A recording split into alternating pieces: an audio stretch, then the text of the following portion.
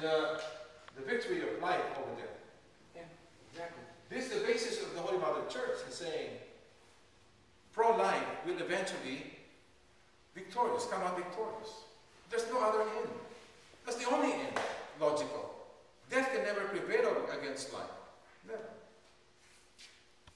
This culture of death will eventually succumb to the culture of life.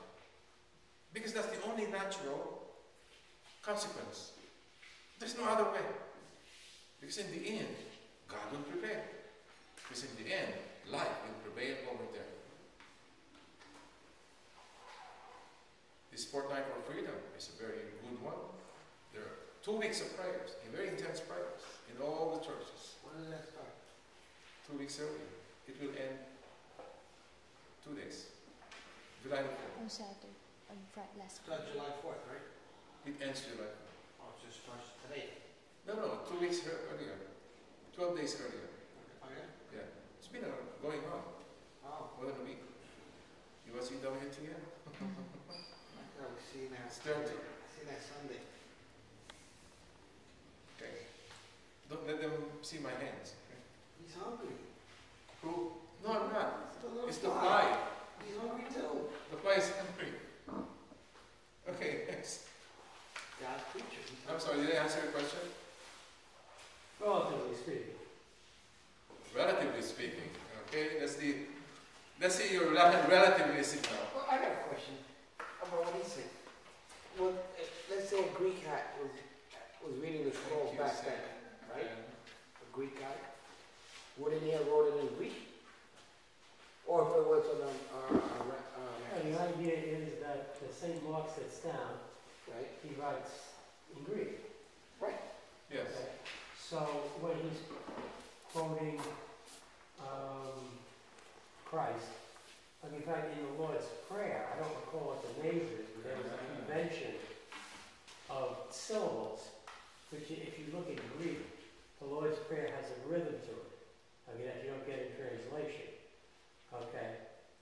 Now, you have a case where here, very significant, okay, Christian prayer is presented in Greek, is presented with a convention that gives it a rhythm that it probably would not have in Aramaic. Latin or Aramaic or whatever else. Okay? And you have, at the time of crucifixion, you have Christ quoted in a language other than Greek, which is also highly significant. What you're dealing with crucifixion is the, to use one of the terms, the consummation. So, is this particular use of language have a implication larger than just what it's saying?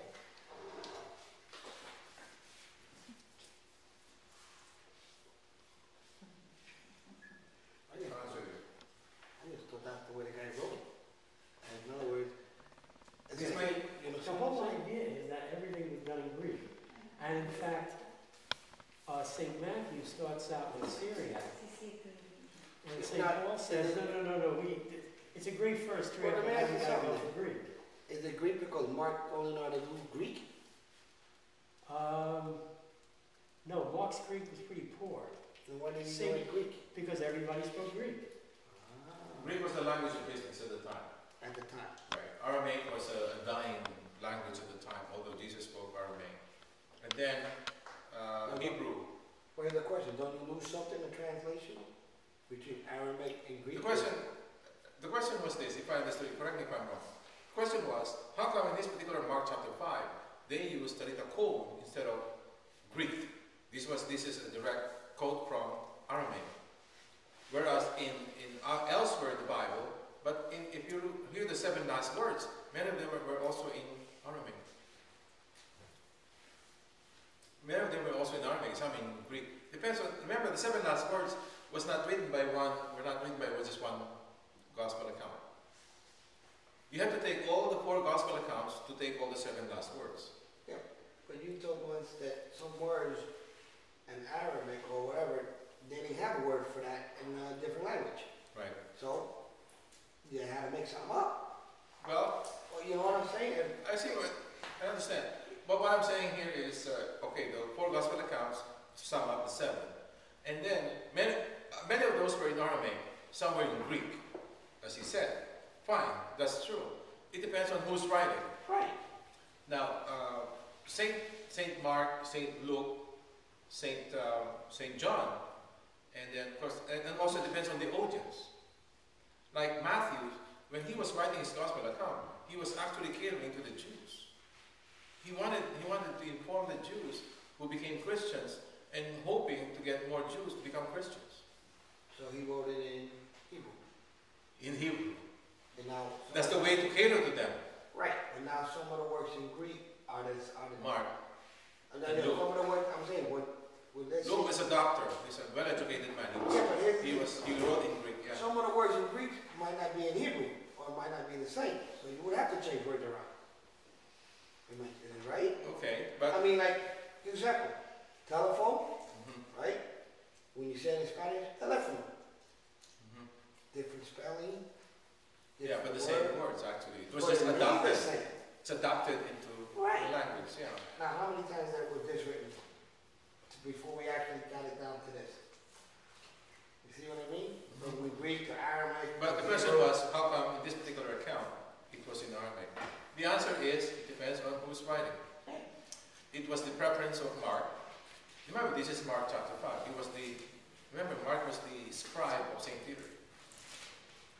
And St. Peter was one of the 3 who accompanied Jesus inside the room where the daughter was.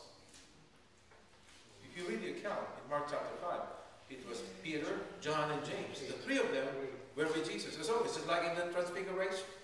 There will always be witnesses to what Jesus had done. So Mark was there. He wasn't. You said Mark was there? No. You seen it? No. It was Peter, John, and James. Oh, yeah. Peter, John. No, it was Peter who said this. Remember, Mark was the scribe of Peter. So Peter said it to So Mark. the account of Mark was from the account of Peter. Gotcha. That's how this came up. Gotcha. And Peter heard Talita Kum.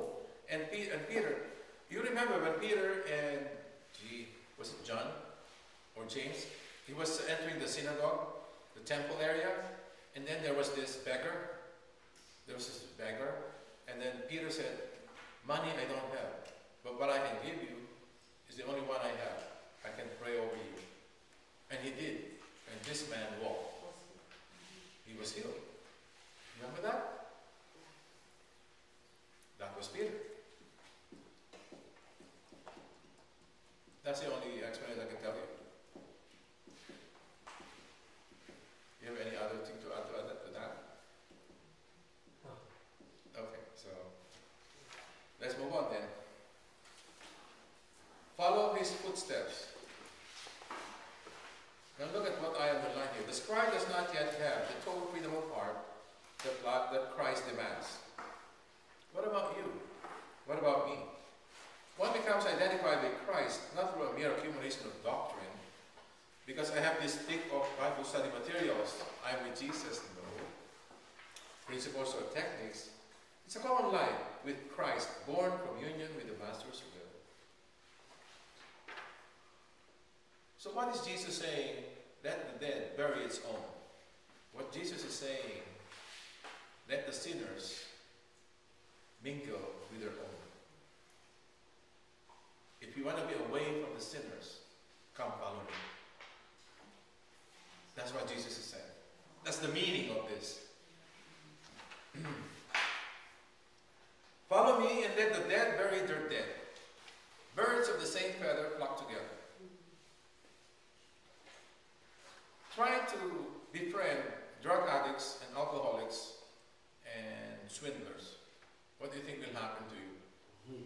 You become one of them. You become one of them.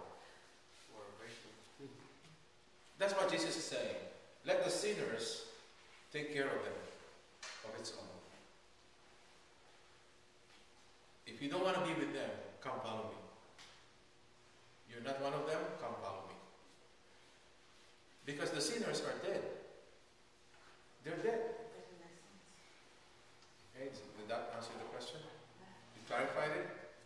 Number choosing the better way. Seeks to attract him to a different way of life.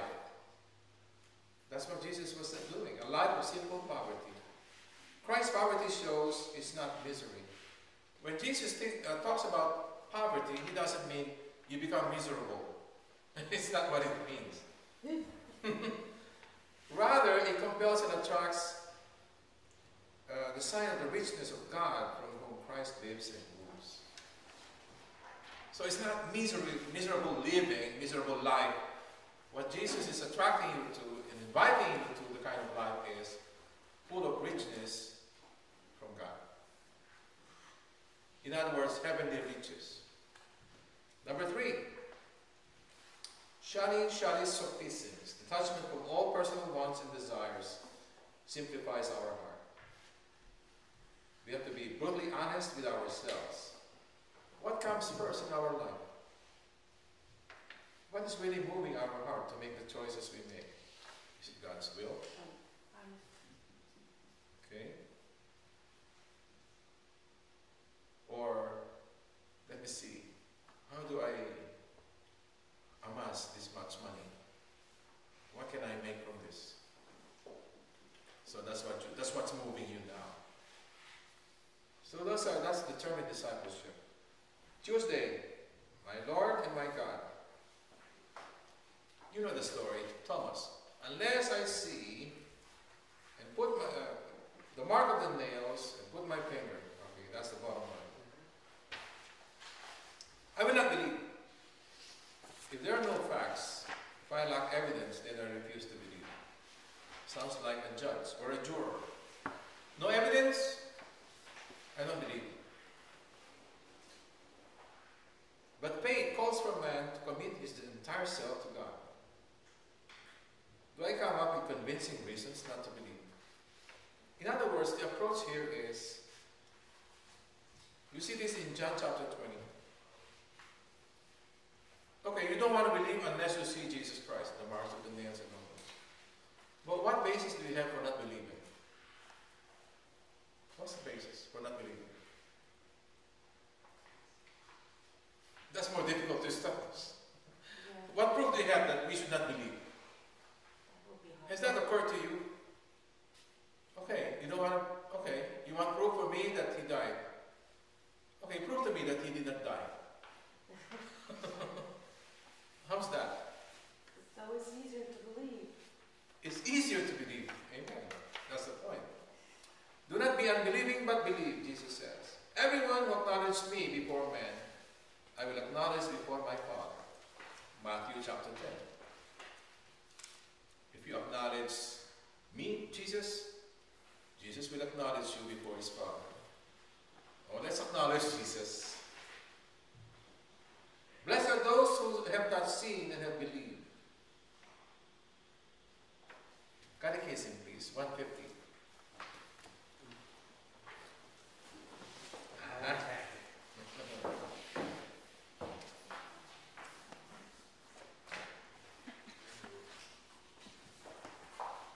Underline from the second line. Faith is a free assent to the whole truth that God has revealed. See that?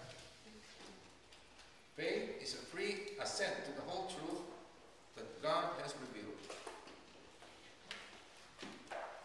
Not part truth, the whole truth. 100%.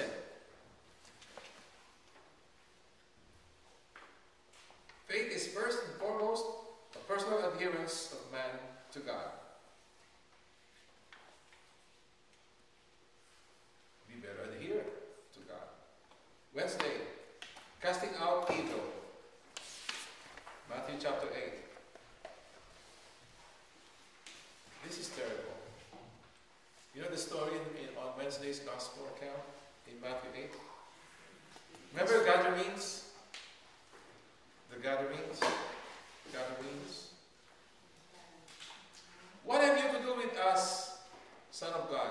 Have you come here to torment us before the appointed time? I underline it because there's a very big meaning here in this question. in the end, you better believe this. There's appointed time when Jesus comes back, when he will actually torment. He will actually torment evil. When Jesus actually does that. That's the final triumph of good over evil. That's why they said, are you going to torment us now before the appointed time? They know it. They knew there's an appointed time for their torment.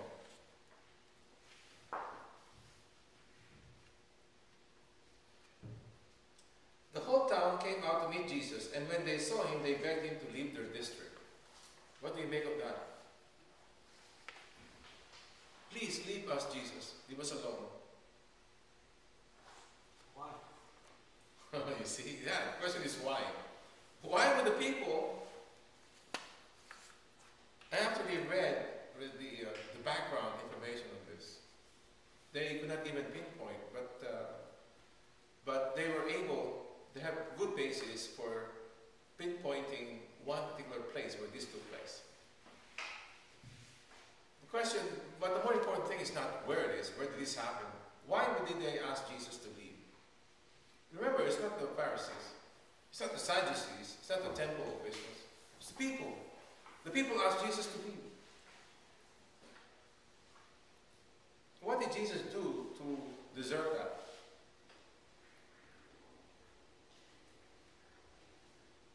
If you drive us out, the devil says, send us into the herd of swine. So Jesus said, go then.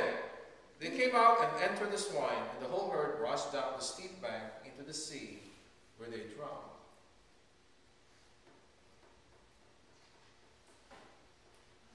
What a horrible thing. Why did the people ask him to leave?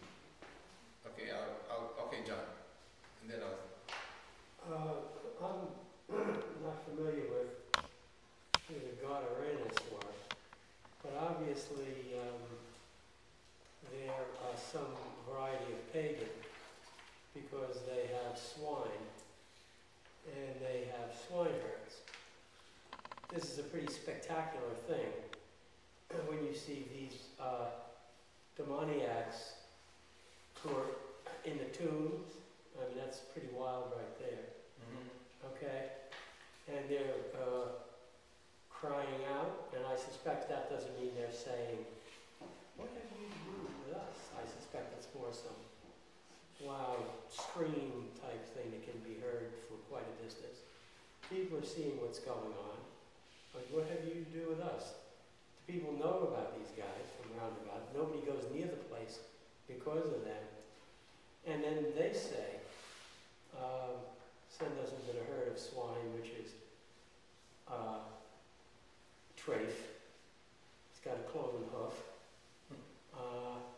So they go roaring down into the ocean, they drown, and this is wildly spectacular. Those are very scary. It is.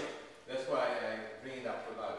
Now the thing is this, imagine a herd of swine, and then the devil himself saying, if you drive us out, send us to those herd of swine. You see that? If you have to drive us out. So they knew who Jesus was, the Son of God. They knew that Jesus would order them to go away. And he did.